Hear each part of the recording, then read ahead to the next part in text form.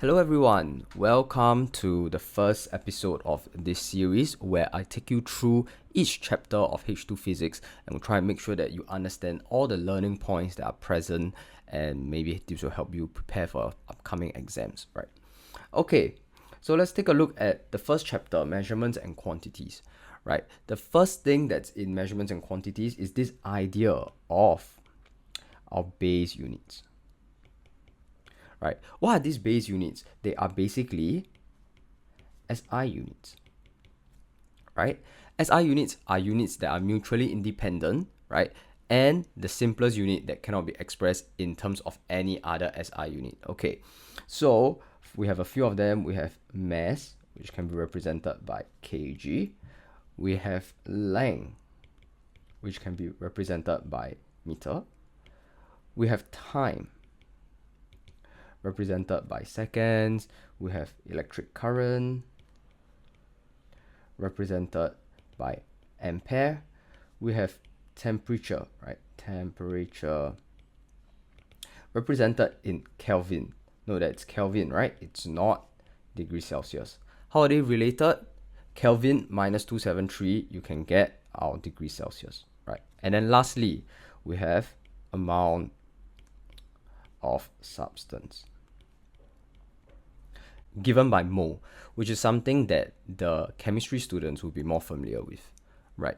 So given these SI units, correct, we can then combine them, right, to form what we call derived units, correct? These derived units, right, are defined in terms of the base units according to some sort of mathematical equation. Okay, so the first example that we can think of, density, right? What is density? Density is given by mass over volume, right? So what would be the unit for our density? We just have to take the unit for our mass, right, divided by unit of our volume. Okay, so let's try that. We have kg over meter cube, right, which gives us kg meter negative 3. Right, okay, let's try a few more examples. Next, we have force. Force. What is the first equation that you think of when you think of force? Maybe mass times acceleration, am I right?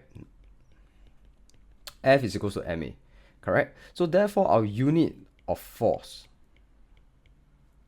can be given by kg, right, multiplied by meter per second squared, right? And then we'll get kg ms minus 2, right? Okay. Right? Okay. One more example. Energy. Right? So when we think of energy, there's actually many different types of energy that we can think of, right? So for example, we have kinetic energy. So kinetic energy, what's the formula? It's half mv squared, right? So the unit for energy will be kg from my mass as well as meter per second squared from my velocity, right? And this gives me kg meter squared as minus 2. Okay, also, does this unit of energy apply for every type of energy? Yes, right? So for example, say that we have our GPE, correct? What is the GPE formula? mgh, right? Think about it. Our mass gives our kg, right? G is our gravitational acceleration, right? So meter per second squared, right? And lastly, we have our h, which is given by the other meter. So no matter what type of energy it is, the unit for energy is always the same. Okay, so now that we understand these units, right? Let's think about the next topic. This idea of homogeneity of equations. Okay, what does it mean? It means that a homogeneous equation, right, must have the both sides of the equation having the same unit, right? Especially if you express them in terms of SI unit, right? So, for example, let's say we go back to our KE example. KE is equals to half mv squared. This is correct. How do we know immediately that half mv cubed is not correct? We can take a look at the units, right? So if we do half mv cubed, what will be my unit? It will be kg times meter per second cube, right? Which gives me kg meter cube s minus 3, right? And this is not the same unit as energy, correct? So I can immediately know that this is a wrong representation and this could be a right representation. Okay, so let's look at another example. Okay, so we have energy of a photon. Photon, right? Particle of light, right? Particle of light. Energy of a photon is given by h, some constant h, okay, multiplied by frequency. Okay, so this is frequency. Right? So how do we find the base unit for h, right? Step 1, whenever you see question like that, always make the h the subject of the equation. So h is equal to E over F, right? Now next, unit of h, right? Unit of h. We just have to sub in what we have, kg meter squared as -2, right? Over what's frequency? Frequency, generally, we know it as hertz, right? But what actually is hertz? In SI unit, it is equal to per second, right? Per second, 1 second. Okay, so for the denominator, what do we have? We have s minus 1, right? And then we look at the overall equation. We just have to cancel off this and this. Yes, and then we'll get kg m squared s minus 1. Okay, so this is the answer. This will be the approach that you take for all the types of questions that ask you to find a base unit for some quantity given an equation, right? So step 1, make it the subject of the equation. Then next, you sub in the rest of the units, and then you'll be able to find the units for that particular quantity that you are looking for. Okay, so that's homogeneity of equation. All right, next up, also within this chapter, right, we have the idea of prefixes. So prefixes are basically what goes in front of your unit, right, to signify some kind of order of magnitude. Okay, so just to give some examples, we have milli. Milli is represented by m, right? And then it is represented also by 10 to the power of -3. So when I say something is 10 millimeter, for example, 10 millimeter, what does this mean? This means that it is 10 times 10 to the power of -3 meters, right? Similarly, let's say we have giga, right? Giga, what is giga? Giga is represented by G, and it's 10 to the power of 9. So let's say I say this thing is 10 gigameter long, right? This means that I have 10 times 10 to the power of 9 meter long object, right? Which is an extremely long object. Okay, so this is the idea of prefixes. Very quick. However, you do have to memorize everything from pico all the way to tera. Okay, so keep in mind of that. Okay, so moving on from prefixes, we also have estimations, right? So general approach, how to estimate. Okay, let me write this down. So let's say you are asked to estimate something. We call it an unknown. Unknown estimation. Step 1, define exactly what it is. Define exactly what the unknown is, right? So you can't start estimating what it is if you don't know what it is, correct? Okay, then step 2, we need to then now define something known. Something from your experience that relates, right? Relates to the unknown. So maybe we are thinking about the weight of a teddy bear. You know the weight of a pencil case, and you think that, okay, they are around the same weight. So I'll use the weight of a pencil case to guess the weight of a teddy bear, something like that, right? And then step 3, right, is to find the relationship. Find the relationship,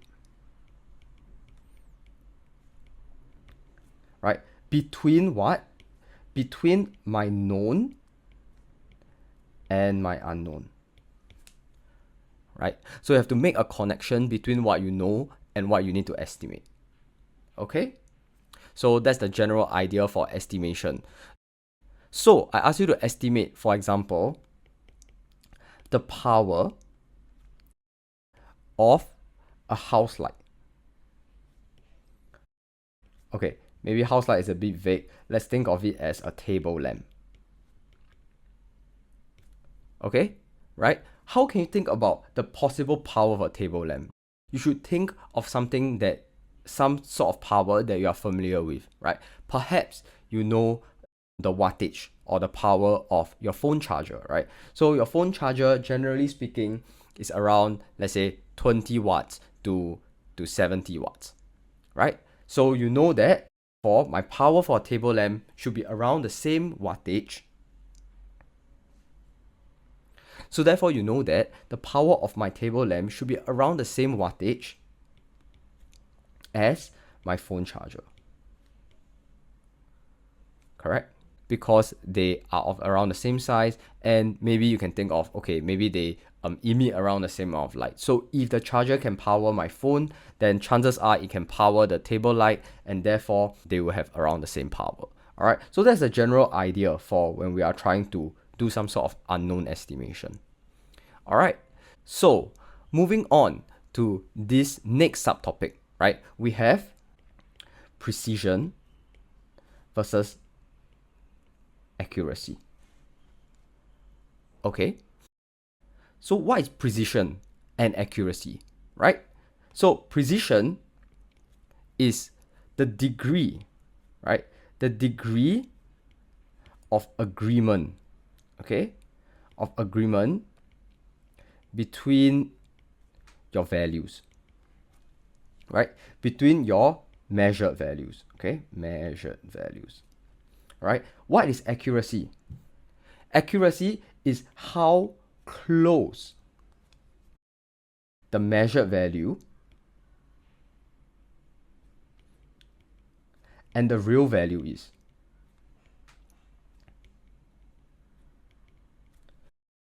Okay, so the very classic example when we are talking about precision versus accuracy, right, is, let's say we have this dartboard. Let's say you shot a bunch of darts and they all land around this area, right? What can you say about this reading? Is it precise or is it accurate? It's precise, right? Because these values generally agree with each other, right? But is it accurate? No, not necessarily, right? Because it's quite far away from the real value, right? Or the target in this case. So, for example, instead now I have a bunch of darts that's thrown around in this pattern, right? Is it precise? No, correct? Because there's a large amount of variance between these darts thrown, right? So the degree of agreement is not that high, right? However, is it accurate? I would say that it's accurate. Why? Because if you calculate the overall mean, they would be quite close to the center. So therefore, we can say that it is quite accurate but not precise. Okay? So, what causes low precision and low accuracy? We have two types of errors, right? So, what affects precision? It's our random error. Why? Random error are errors that scatter above and below the average. Correct? So if you think back to this, right? If you have a large amount of random errors, what will happen? It will force my points, right, to spread out, right? They are scattered above and below my average value. Therefore, random error can lead to lower precision. Right, next, let's think about accuracy. What type of errors can result in lower accuracy? It's our systematic error. Correct? Why does systematic error result in lower accuracy? Because it makes our results all above, or below the real value. So you can think of it as somewhat of a constant offset in the same direction. Right? So what's an example of a systematic error? It would be something like a zero error, right? So if you don't zero your micrometer screw gauge properly, everything could be off by 0.03 millimeter, for example, right? So how do you get a real value then? You just have to subtract 0.03 from all your readings, right? And then you can get the real, more accurate reading, correct? So let's refer back to this. Do you see here? There is a constant but large offset, right, from the real reading. So we can therefore say that this scattering is most likely caused by some form of systematic error. Okay, so what's the difference between random error and systematic error? Right? The main difference is that can we fully prevent random error? No, right? So this one cannot be fully prevented. Right? However, for our systematic error, can we fully prevent it? Yes, can be prevented. Right? How do we prevent systematic error? We can, for instance, zero our instrument properly, right? We can, for instance, look at the scale from the right angle, right, perpendicular to the scale, correct, to reduce parallax error and such. So these can be prevented entirely. However, for random error, we will have to try and mitigate it, right? For example, instead of measuring just one sheet of paper, which can result in a lot of random error, right, we try and measure 100 sheets of paper, right? Or we can also have a large sample size and repeat our experiment more times, right? So that we can get a good mean value as our guess of the actual value, right? Okay, so now that we are done with all these, let's move on to the second last part, which is the idea of uncertainties. Okay, what causes uncertainties? It's the idea that every instrument have some sort of limitation and how exactly precise it is, right? So in order to calculate uncertainty, there are a few rules. Okay, so let's take a look at each one of them. Okay, so when we have addition and subtraction, right? Addition and subtraction. How do we do this? So given something like z is equals to 2a plus b minus c, right? What should we do? What is our delta z, which is our uncertainty? Certainty of z, right? How do we know what's delta z, right? We just have to apply this formula. If you see a scale in front, take the uncertainty and multiply it by its scale, and then next that, and then once again at delta c, right? So you notice that one, we multiplied this, right? We scaled the uncertainty, as well as we ignore whether it's plus or minus, right? Okay, so that's rule number one. Okay, rule number two, we have multiplication and division, right? So for example, given something like z is equals to ab, right, to the power of negative 2, right, over c to the power of 3, right? How do we approach this? Step 1 is that we should represent it in just its indices form. So z is equal to a times b to the power of negative 2 times c to the power of negative 3. Okay? Then delta z over z, right? What is this? This is our fractional uncertainty.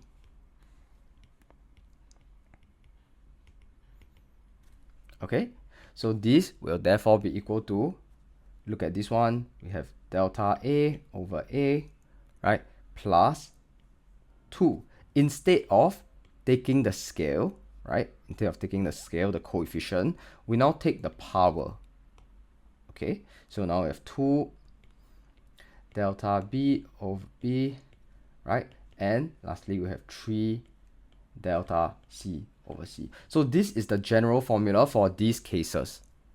Okay, so when you want to approach an uncertainty question, right, what do? We first, once again, make the value we are finding, right, make the value we find the subject, right, right. Step 2, identify if you need to use rule 1 or rule 2, right? Is it addition or is it multiplication and division, right? Okay, so use rule 1, rule 2. Okay, and then lastly, right? Lastly, what do? We leave uncertainty to 1SF. Okay, and leave value to same place value as uncertainty. Okay, so let's take a look at a basic example. Let's say I give you that we have A is equal to 41.2 plus minus 0.1 cm. B is equal to 20.1 plus minus 0.5 cm. And I tell you, right, that X is equal to 5A minus 2B, right? How should we approach this question? Step 1, right? Make the value the subject. Have we done that? Yes, right? X is the subject already, right? So next, we'll take a look at, are we supposed to use rule 1 or rule 2, right? Is this addition, subtraction, or is this multiplication and division, right? Is addition and subtraction, right? So therefore, we use our rule 1, delta X is equals to 5 times delta A plus 2 times delta B, right? And therefore, what do we get? We get 5 times 0.1, right, plus 2 times 0.5. Okay, and this gives us 2, right, to 1SF. Okay, so now let's try and find the true value for X first, right? So same thing, we just sub it into the original equation, right? So 5 times, what do we have here? 41.2, right, minus 20.1, right? What do we, minus 2 times 20.1, sorry, minus 2 times 20.1, right? And what do we get here? We have 165.8, right? So overall, how do we represent X? X is equal to 166 plus minus 2 cm, right? Why did I round this off like that? Because it needs to follow the same place value as this, right? This rounded off to the ones place value. Therefore, my X, the value, also needs to be rounded off to the ones. So this one no longer matters. Okay, so that's the general idea for solving this type of basic uncertainty questions. Okay, so there are also more difficult questions, right? If given a more difficult question, then we have to resort to rule number 3. Rule number 3 says that the uncertainty of Z is equal to half times Z maximum minus Z minimum. All right, so this is the third rule. For any type of complicated function, right? Complicated function, you should use this method instead. Okay, so let's think of an example here. Let's say, right, we have this equation 1 over u plus 1 over v is equal to 1 over f. And I ask you to find the value for f and its associated uncertainty given that u is equals to 50 plus minus 3, while v is equal to 200 plus minus 5. Okay, so let's take a look at why rule 1 and 2 will not work for this. Okay, so firstly, rule 1 and 2 requires us to make f our subject of our equation, right? So for instance, we will get f is equal to 1 over u plus 1 over v to the power of negative 1. So look at this. This is a case that our rule 1 and 2 are not able to solve easily, right? So therefore, we should realize that this is not the way. Okay, so this is not the way. So let's take a look at how we can solve this using rule number 3. So step 1, we can find 1 over f easily, right? By taking 1 over 50 plus 1 over 200, which gives us 1 over 40. Okay, which means that f is equal to 40, right? Okay, next, let's think about its uncertainty. What is my f minimum? When does f minimum occur? 1 over f minimum, right? When f is at its minimum, this value will be at its maximum, right? So we require 1 over u and 1 over v to also be at their maximum, right? How do we do that? We make u and v both be at their minimum value, right? So 1 over f minimum is equal to 1 over u minimum plus 1 over v minimum. And when does that occur? We have 1 over, for u, we have 50 minus 3, right? Plus 1 over v minimum is 200 minus 5, right?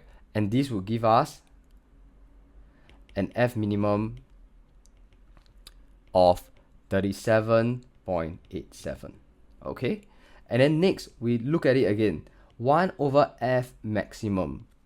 If f is at its maximum value, then 1 over f maximum must be at its minimum value, which means that, looking over, this needs to be at its minimum value and this needs to also be at its minimum value, right? Meaning that u will be at its maximum and v will also be at its maximum, right? So this is therefore equal to 1 over u maximum plus 1 over v maximum, right?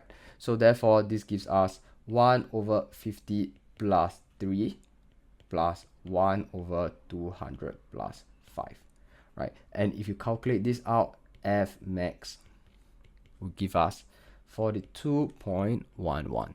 All right, so therefore at this point of time, what then do we do, right? We look back at our rule 3, correct? We basically take the z maximum minus away the z minimum, find the difference between them and divide by 2. Okay, so in this case, delta f, right, will therefore be equal to half times 42.11 minus 37.87. Okay, and this gives us 2.12, right? However, since this is an uncertainty, we cannot leave it to 3SF. We leave it to 1SF, right, which equals to 2, 1SF. Okay, so what is my final f? F is equal to my original value here, right, plus minus this value.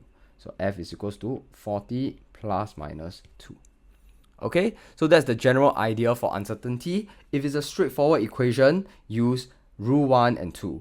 If it's a more harder equation, right, use rule number 3. Okay, moving on to our last part. Okay, we've got scalar and vector. Okay, scalar versus vectors. What's the difference? Scalar, only magnitude. right? While my vector has magnitude plus direction. So can we think of some example of scalars versus vectors? We can, right? For example, if we have speed versus velocity. Speed will be a scalar, right? Because it doesn't care about the direction, while velocity will be a vector because it cares about the direction, right? For example, for speed, if this guy is running here with 5 meter per second speed versus the other direction, 5 meter per second, right? In terms of speed, they have the same. However, if we move over to velocity, right, then it will be different, right? Let's say we mark rightward as positive, correct? This will be plus 5 meter per second, while this will be negative 5 meter per second. So vector cares about the direction, okay? So vectors in 1D, right? 1D vectors, like similar to this, right? These are 1D vectors, right? They can be added and subtracted just like scalar quantities, okay? So for example, let's say I have a boat, right? This boat, okay, is moving, right, 6 meter per second, okay, right? Is moving 6 meter per second. Additionally, the river around it, right? The river around it is moving 3 meter per second, right? What's the overall velocity of this boat? As seen by someone who's standing here, maybe, right? He's looking at this boat. So in order to do this, the easy way would be just velocity is equal to 6.0 plus 3.0 equals to 9.0, right? Let's say that now the river is now moving in the opposite direction. How do we deal with this? Right? What's the net velocity in this case? Observed by this guy over here, right? All we have to do is subtract 3, right? Correct? Note that this velocity is now 3.0 meter per second, right? Still rightwards, right? Okay, remember for vectors, always state your direction. Okay, so in this case, you have to say that it's rightwards, and if the river was flowing the same direction, we also have to say that it's 9 meter per second rightwards. Okay, so apart from this is the easy one, right? We already know about this. Let's talk about in terms of vectors in 2D. Okay, so for vectors in 2D, there's two ways that we can add and subtract it. Okay, first way is something called a triangle method. So for example, you've got A plus vector B. How do we find the resultant vector in this case? We can simply add them up together, right? From tail to head and then from tail to head again, right? So for example, we can then move this thing here, and overall our direction will be as such. Okay, so this will be A plus B, right? This is the triangle method. Okay, then now let's say I want to do B plus A. Is there a difference? Does B plus A yield a different result? No, right? Why? Because if we do head to tail again, right? We would still get the same exact vector. Okay, so addition is regardless of the order. Okay. Next up, let's talk about, we have some sort of subtraction going on here. Okay, so let's say this is A, right? And then I want to subtract B away from it. Right, let's say B is like that. Okay, so A minus B. How do I do this?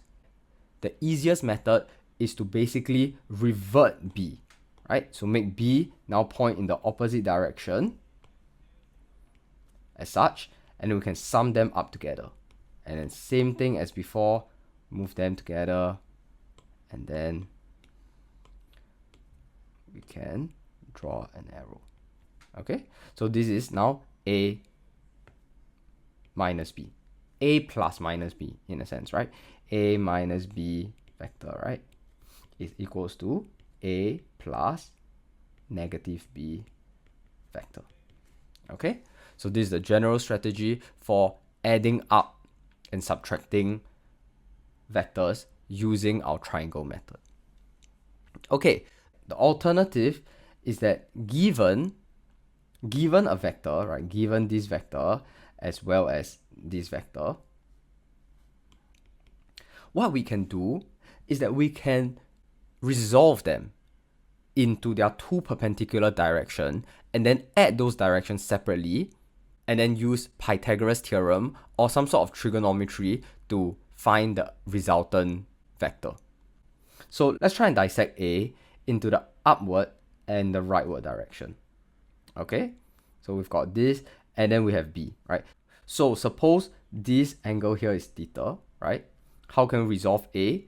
We can resolve A into these two directions, and this one will be A sine theta, right? While this will be A cosine theta. So we have managed to resolve A into the two perpendicular components, right? Then now, what can we do? We can take this A and then sum it up with my B, right, to find the overall in this direction, right, in the upward direction, right, as well as the horizontal direction, right? And now I'm able to find out, right, what is the resultant force of these two. Correct? And with this, we can still use our head to tail method, right? So like that. So therefore, it will still give us our resultant. Okay, so this idea of resolving our vectors into the two components that are perpendicular is extremely important, right? Because there are many situations where we might have to do that. For example, one more example. Say you have a slope, right? And you have this particular ball that's on the slope, right? And you will have a weight component that's acting on it, correct?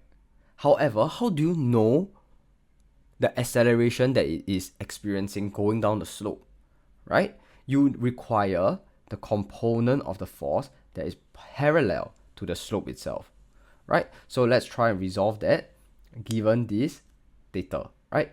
So we can resolve it into here and these two, right?